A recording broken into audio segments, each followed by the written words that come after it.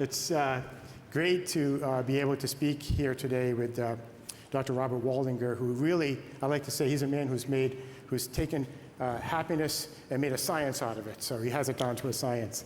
And we're going to hear today about the science of happiness. And for those of you who don't know Dr. Waldinger, he wrote the book that you're going to, The Good Life, Lessons from the World's Longest Scientific Study on Happiness. There'll be a book signing at 3:15. I hope you knew that. In the pavilion. Yeah. This book is based on a long-standing study, I think it began in 1938, that basically has followed the lives of thousands of American adults.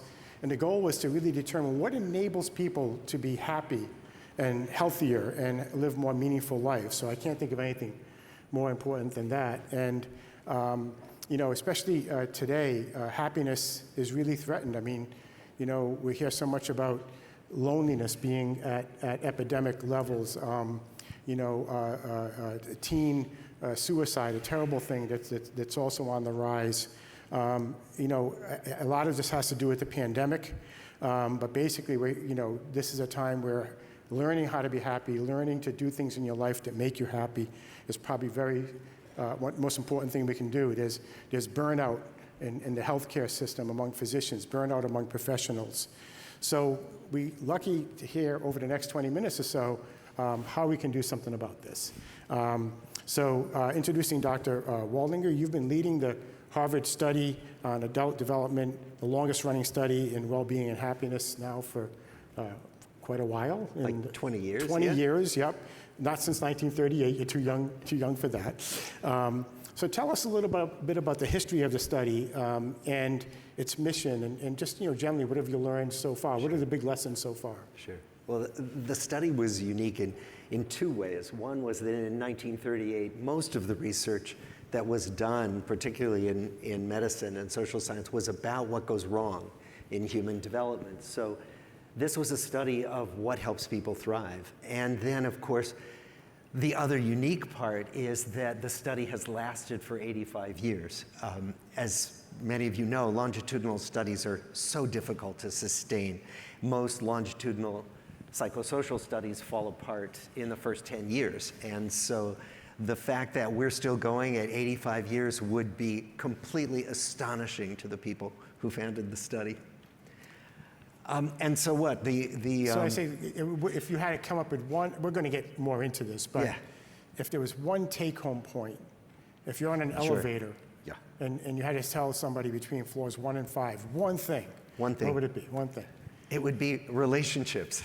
Relationships. That what we found. So, you know, as you can imagine, I mean, with hundreds of papers and many, many books, we found many things, but the two biggest takeaways were one that won't surprise you, that taking care of your physical health really matters, but the surprising finding that began to emerge really in the late 80s, and it became a very solid finding in multiple studies, was that the quality of our interpersonal connections not only makes us happier, but it actually keeps us healthier, that it predicts longevity, it predicts more disability-free life years. And I think that's the part that at first we didn't believe, because it makes sense that relationships would make you happy, but how could they make it less likely that you would get coronary artery disease or type 2 diabetes?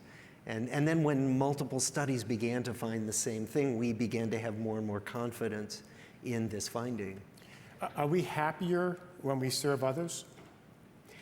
Yes. That actually there's good research. If we think about it as having a sense of purpose, and usually that means a purpose beyond the self, that what we find is that people who know why they get up in the morning in that sense are happier and they actually live longer. So if we think about relationships, there are relationships with friends, relationships with family. We spoke a little bit about relationships at work, and you know, the traditional view is work should be a sterile place. Don't develop relationships. Certainly not between, you know, friends between an employer and employee. Is that changing? Is it also a good idea, given how much time you spend at work, even if it's remote on a Zoom, to develop relationships with coworkers or employers? There's good research on this from business schools primarily, but the Gallup organization did a poll of 15 million workers all over the world, and primary question in their poll was, do you have a best friend at work? And what they meant was, is there anybody at work who you can talk to about your personal life? Only 30% of those 15 million workers had a best friend at work, but when they surveyed their bosses and their coworkers, they found that these were the better performers. They earned more, they were better with customers, they were less likely to leave their jobs for other positions. And the 70% who did not have a best friend at work, 11 out of 12 reported that they were not really very engaged in their jobs. So it turns out that having friendships at work is hugely important, not just for well-being, but for the bottom line of the organization. I totally agree. I direct a unit of 10 labs and about 60 people, and I think we always say when people do leave the unit, and most of them want to stay, that it's like the Hotel California. You can check out, but you can never leave, because we consider them all family. We treat each other like family. Yeah. And I've gotten criticism from folks saying, well, you know, you have to have those lines between employer and employee, and unless they'll take advantage of you. But I find that that's not the case. I find that if you really respect people's wishes and you emphasize empathy at different levels, they perform better. Absolutely, they do perform better. And if people have other people they want to show up for, who are their friends, who they want to talk to about what's going on in everybody's life, it really matters. I will say that Vivek Murthy organizes, our Surgeon General, as you know, organizes his staff meetings to include a 5 to 10 minute check-in from one staff member every week. And the instruction is just tell the group, tell the staff something you'd like them to know about your life. And that is the most enthusiastically received part of any meeting he has. And it spurs all kinds of conversations offline about work-related activities as well as personal activities. Yeah, I mean, I've been at Mass General my whole career, and I think it's an ethos of Mass General Hospital. People stay. Yeah. I mean, it's amazing how many people you meet at Mass General, and they've all been there for decades. No one leaves. And I think it's because there is this respect, this loyalty that says, look, if you're spending a little extra time at lunch or on a coffee break, if it's making folks happy to do that, and they're going to go in and be more productive, then you're helping the cause rather than trying to say, hey, you need to work an extra 10 minutes at the lab bench. And right. I think that attitude pervades Mass General Hospital and is part of the success of the hospital. Yeah. And when we talk about these relationships that are good and warm, a big part of that turns out to be feeling seen by other people, and that's very much the case at work. Like if you feel like your boss has some idea about what you're dealing with, if you have some idea that coworkers know you, you are much more engaged in the job. And certainly that's the case in our personal lives, with friends, with family. Yeah, when I think about different researchers I work with or clinicians, there's kind of two poles. One is the folks who want to impress you or impress the world, and they're all about how can I make a good impression. And then there are those who just truly want to serve patients, serve community, serve the world with what they do. And I find 100% of the time, those who just truly care about service versus impressing others, they put less pressure on themselves, and they work from a more natural inside state that makes them successful. Yeah. When our first generation, we studied 2 generations, when the first generation got to be in their 80s, we asked them, looking back on your life, what are you proudest of and what do you regret the most? And many of these people were quite accomplished.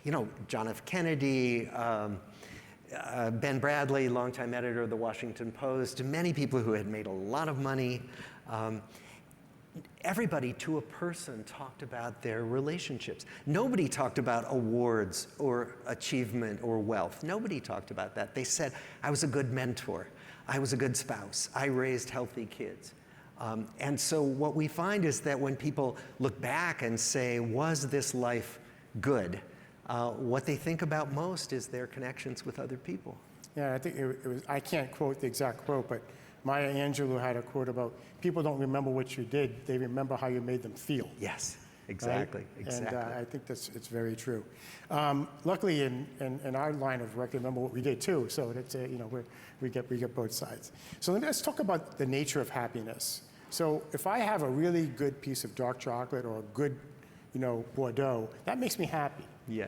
But what's the difference between that happiness and the true happiness you're learning about in your study?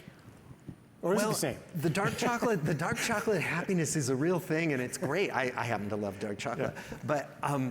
But what we find in the research world is that happiness seems to fall into two big buckets. One is hedonic well-being, and that's the dark chocolate. Right. Am I having fun now? Happiness. And there's a lot of value in that. And then there's what's called eudaimonic well-being. It's from Aristotle. And it basically has to do with a longer-term sense that life is basically meaningful and good. And what we know is that everybody needs some of both, some of the current fun times kind of happiness and some of the longer-term sense of meaning, but that some of us prioritize one type of happiness much more than the other. So when in the study, and you think about happiness coming from the inside versus from the outside as external validation, how much was that a factor? The idea that those who are the happiness doesn't depend on validation from others or acceptance. Did you touch on that? We did to some extent, in that it's always a combination of the two. I mean, I don't think any of us is free of concern about what other people think, and that outside validation means a lot, especially for younger people when you're forming your identity, whether it's as a kid, as a teenager, as a young adult professional. People need to hear about how they're seen by other people, so it matters a lot. But if we have no internal compass, if we have no sense of who we are, independent of whether my stock is up right now or down, that leaves us really vulnerable. And so it needs to be a kind of combination of using external feedback, but also having some solid sense of who we are. So this really gets us to social media. I mean, on one hand, social media is bringing us closer together as a tribe, as a hive, as groups of people than ever before. But on the other hand, it's creating havoc. I mean, you have bullying, you have folks who totally depend on needing to get enough likes and follows. And it's like the need for external validation at a cyber level. Is this going to be, as you continue to study, do you think you're going to start seeing an issue with how social media is affecting our happiness? Yeah, we're thinking about it really as a double-edged sword. The idea that social media really does connect us. I mean, I have a colleague who, during the lockdown of the pandemic, he reconnected with his elementary school friends on Facebook. And now they have coffee every Sunday morning on Facebook, and they are just thrilled to be reconnected, okay? So an example of how social media works to increase connection. And then there's exactly what you're describing, which is more of a sense of watching other people's curated lives scroll before us and feeling like we're the only one who doesn't have life figured out. And this fear of missing out that younger people are particularly vulnerable to. And so I think that, and the research is beginning to show that if we use social media passively to consume other people's curated lives, we feel worse. And that if we use it actively to connect with others, it increases well-being. So I think that the test really is a personal litmus test. When I spend 10 minutes doing this thing online, how do I feel? Compared with doing something else. And I think it's really something that each of us has to think about, and we have to teach our kids about it. Do you think FOMO, or fear of missing out, is reaching exponentially higher levels with social media compared to how you might have measured FOMO in the Harvard study? Yeah, it is, because the exposure is so much more intense. I mean, there were always influencers, but their megaphones were not nearly as loud, and they didn't reach all across the world in an instant, right? And so it's really the acceleration of popular culture that has kind of put some of the problematic parts of popular culture on steroids, if you will.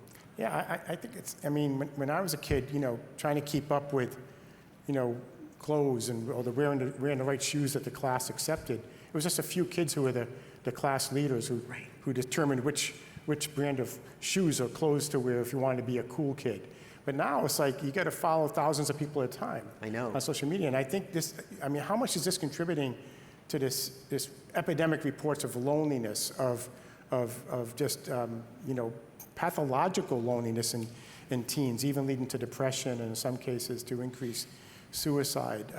Is this going to be a growing epidemic as social media just continues to grow? Well, it has grown. I mean, we know that it grew before COVID. It was very much on the rise in all age groups, and it's continued to be on the rise after COVID. And social media isn't the only factor that's thought to be responsible, but it's thought to be an accelerator of this isolation for people who are more prone to feeling left out and isolated. So let's go to another topic, which is you've talked in the past about the curative fantasy of happiness. Yeah. What does that mean? Well, it's the fantasy that we can always be happy. I mean, sometimes we get sold this bill of goods in the culture that, well, if I just do the right things, if I do the right form of yoga, or if I meditate every day, or I eat the right foods, I'll be happy all the time. And what we know, I've studied thousands of lives now, is that that's not the truth of life for anybody, no matter how accomplished, no matter how enlightened, no matter how healthy. And so the curative fantasy is, if I just do this thing, if I just reach this goal, then I'll finally be happy and I'll stay that way. That just isn't the case. And so what we really think about is building a bedrock of well-being that helps us be happy more of the time, and that helps us weather the inevitable slings and arrows that come to everybody in life.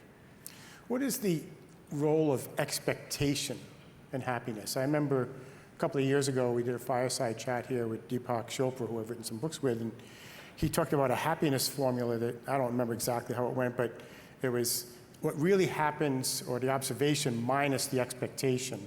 So if your expectations are too high, no matter what happens, you're never going to be happy. Is that so-called happiness formula still part of what you're seeing in the Harvard study today? The expectations were different, say, in our World War II generation. Right. Like, people really, they grew up in the Depression, and many of the Harvard undergrads served in World War II. And they came back from the war, their expectation was, I want to take care of a family. I want to raise healthy kids. It wasn't so much an expectation of individual self-fulfillment. And I think that what has shifted in the culture, at least the culture that I see a lot, is this expectation of self-fulfillment and not so much a concern beyond the self. Yeah. I mean, here as clinicians, business leaders, researchers, and scientists, we have to expect a lot of ourselves. I mean, we're trying to cure diseases. We're trying to change the world. If we don't keep our expectations high, how do we succeed? But are we setting ourselves up for disaster when we don't get, when the final result isn't what we expected? Are we designing our own future of unhappiness this way? How do we balance it? Well, my Zen practice teaches me about this. What Zen reminds us of is that we can't control the outcome. And you all know, as biotech people, that you can't control the outcome. That's what makes it fascinating and frustrating. What we can do is keep setting our intentions. So the intentions of this group are so important to cure disease, to ease suffering. And that if that's your North Star, even if you can't control how the experiments go or whether the drugs get approved, you can keep that, your intention, to alleviate suffering as your North Star. That's the key. Replace expectation with intention. Yeah. Just in everything you do, intend the result you want, but don't necessarily expect it. Yeah. I think that's so important. And that leads to resilience. And as you brought up the Zen aspect, and it was John Kabat-Zinn who said regarding resilience versus resistance. He said, you can't stop the waves, but you can learn to surf. So in other words, how do we, what have you learned in the study about having a life that has more resilience in it than resistance?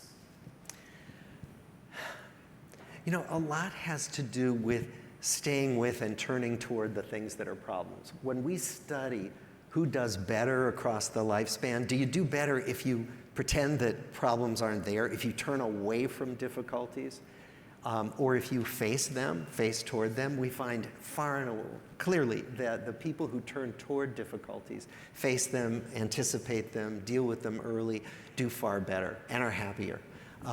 And I think that's partly what he means by learning to surf. You don't pretend this wave isn't coming. You figure out how to negotiate the wave and know that more waves are going to come, and that's okay. That's what life is about. Yeah, I like to say that I tell people I'm a worst case scenario optimist. So always be ready for the worst possible case, but force yourself to be optimistic about what's going to happen next. But don't hide your head in the sand. Yeah. So we're coming up into the last several minutes, and boy, I knew this time was going to fly because, you know, I'm with a happy person, and time flies when you're happy and having fun. But let's spend the last few minutes, and take your time on this because I think it's important. But if you could tell us, based on your studies, for everyone here next week on Monday, what are 3 things that we can do to really foster our true sense of happiness and well-being? Just the best 3 things we can do. Okay, 3 things. First, we found that the people who were the best at relationships and were the happiest were the most proactive. They took little steps every day. So I would recommend, okay, one thing, when you're done with this session, think of somebody you don't see often enough, or you miss, or you'd like to connect with, and just send them a text or send them an email. All you have to do is say, hi, was thinking about you and just wanted to connect. And if you did that over and over again, you will be amazed at the good stuff that comes back. And that means people that you may not have heard from in 10 years, 15 years? Could be, or somebody you'd just like to see more of, you don't see often enough. You know, or make a date for dinner, or, you know, to take a walk. So that's one thing. That's one thing. Another thing is talk to a stranger. What they find, they did a study of people on commuter trains in Chicago, and they randomly assigned one group to talk to a stranger and the other group to do what they normally do, which is be on their phone or read or do whatever. And they asked them, how much do you think you're going to like this task? And the people who had to talk to strangers thought they were not going to like it at all. Afterwards, the people who talked to strangers were way happier than the people who kept to themselves. So talk to a stranger. Maybe it's an Uber driver. You know, maybe it's somebody who makes you your coffee at the coffee shop. Third thing. Before you get to third, I think along the same lines, I always think, smile at people who are walking toward you, people you don't know. Yeah. Try to smile, because it not only makes them happy, it makes yourself happy. I mean, if you can't take time to talk to them, at least smile at them. Absolutely, right? Absolutely. Yeah. It makes a huge difference in what energy you get back from people, right? Yeah. The third thing. Oh, the third thing. The third thing is... A whole minute and a half for the third thing. Okay, minute and a half. What we find, you know, you all have heard about gratitude practice. Gratitude practice is really correcting the negativity bias of the human mind. So we're all programmed. We evolved to anticipate what's wrong out there, and that's a good thing evolutionarily if you want to pass on your genes to anticipate threat, but it's really bad for happiness. So what if you think about what's right, what's not wrong today, and particularly if you think about that with a person. Think of somebody who you really are grateful to. What if you didn't have them in your life? Think of that person. Think very specifically about what you're grateful for, and tell them. Could be anybody. It could be your partner. It could be your old middle school teacher. It could be anybody. But it is that practice of gratitude is a surefire way to increase your well-being. So relationships, meet new people and talk to strangers. At least smile. Talk to strangers. Yeah. And gratitude. Think about what's good about the airplane seat you have, not what's bad about it. Yeah, exactly. And that will make you happier. Well, thank you so much. I want to thank Dr. Robert Waldinger, Professor of Psychiatry at Harvard, author of The Good Life, Lessons from the World's Longest Scientific Study in Happiness. Thank you very much. This was a pleasure. Thank you.